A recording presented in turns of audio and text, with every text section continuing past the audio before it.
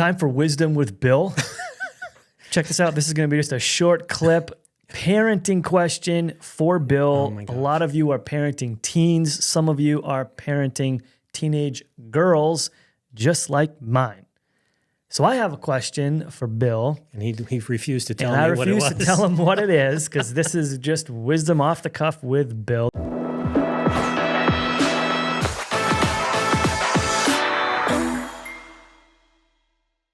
Bill, the question for you, I know some parents are going to want to hear your answer on this question because there's a lot of us that are going through this specific stage with teen girls. Ooh.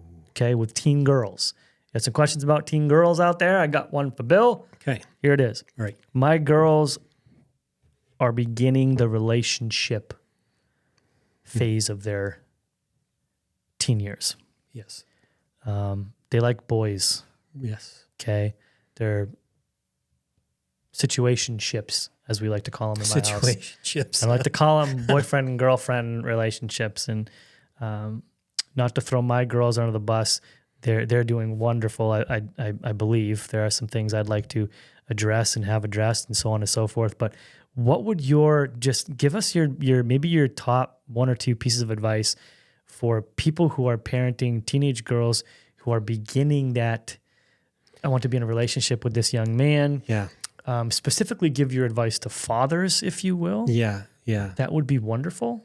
What would you tell me this is something you need to know, Jared, during this time? We've actually talked about this a little bit in the past, so this isn't new information. And perhaps if you're a dad, you've heard this before.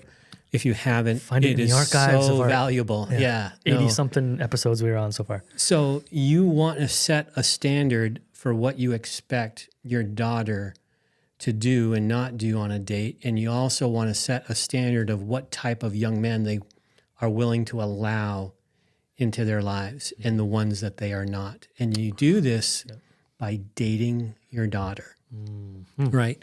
Not every month necessarily or every week or what have you, but is there a regular pattern where you and just you and that one single daughter are going out for a meal, for an ice cream? You demonstrate to her how she is to be treated on that experience. And then over time, as they age, you can start this as young, 8, 9, 10 years old, whatever works for your family, whatever you have opportunity to do. The closer they get to the dating age, do it more intentionally and more often. Okay.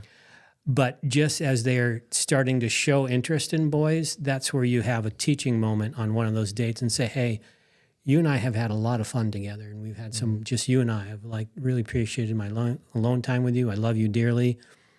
Think back and tell me, in what ways have I treated you well when we're together? What have I done right? And what have I done wrong if I've done anything wrong? That's really good. Right? Yeah. So that way you are already building in their habit, their emotional memory, their intellectual memory of how they expect to be treated.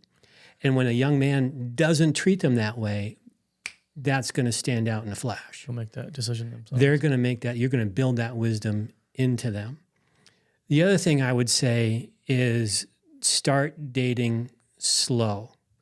Do friendship dating, or group dating is another term for it. If there's a young man they are interested in and meets the criteria and she feels good about spending time with, start it out for a season as a group of friends. Make sure some of that time the group is hanging out in your home so you can observe directly and indirectly what behavior is taking place. So, and do the same for the other parents. Allow that group to take place in that other home. See how their mom and dad react to that, right? So there's a whole situation.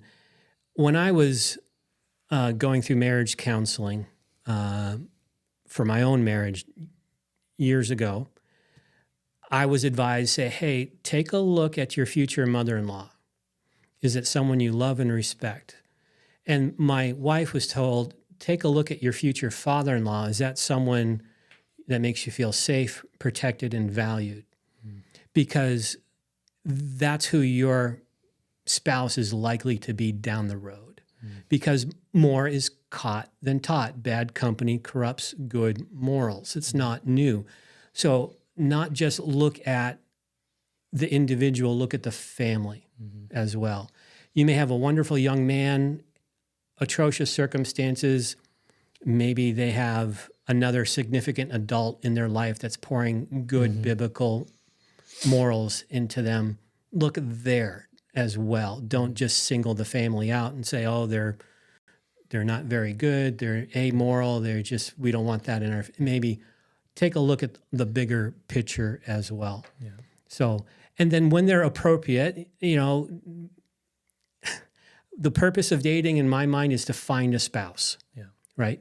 So if they get to the point and realize, hey, this is a fun, good friend I enjoy spending time with, but I don't think this is someone I want to spend my entire life with, live with in the same house, set that expectation in their mind as well. I mean, that's the whole gist behind dating.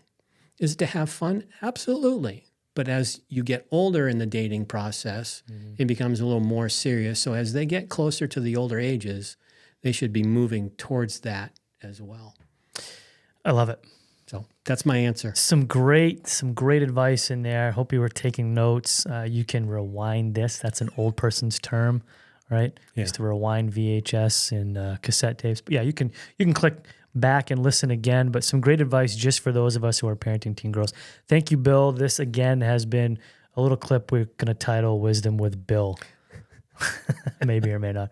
We'll see you in the next one. Thanks for joining. Take care.